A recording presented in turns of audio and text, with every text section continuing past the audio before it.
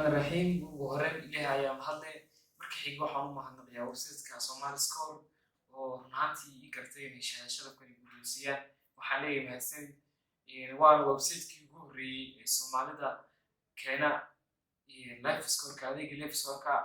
oo soo tubinaya wixii ciyaarta gudaha ka dhacay hadday noqoto kaarkii baxay iyo hadday noqoto goolasha dhashmo waa runtii wax loo baahnaa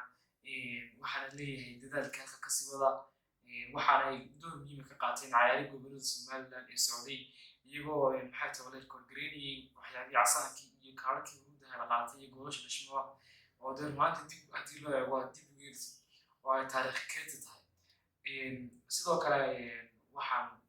halkan uga mahadnaqayaa shacabka ama taageerayaasha meel kasta oo joogaan waxaan leeyahay aad bay mahadsantihiin sida fiican ay ugu dhiirigeliseen maxay tahay waxaan fariin dirayaa bahda sports-ka xiisaha ama dhalinyarta kubadda ciyaarta inay ku xidhnaadaan website-ka Somali Score